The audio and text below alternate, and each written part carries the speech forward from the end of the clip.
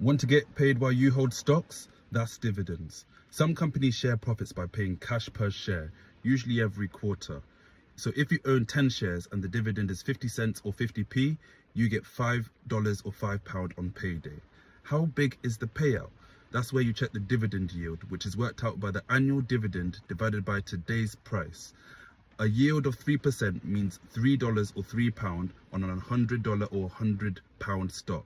But the yield is just a snapshot and it's not a promise or guarantee. A key date to remember is the ex-dividend date. You must own the stock before that date to get a payout. And then if you do, the money shows up on the pay date later. Safety check to look out for is the payout ratio. How much of the profits or free cash flow goes towards the dividends? Low and steady is safer than maxed out. Also, you can look for the history of the growth of the dividends and not just the high yield. For example, you can look at this on a 10-year basis and see if this company has been increasing its dividends year by year, quarter by quarter, or if it's actually stopped and stops to start.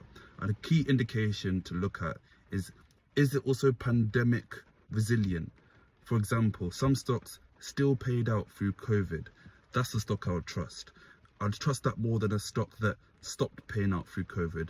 Also, it depends on what sector this stock is in. For example, there are things that were much more affected during COVID.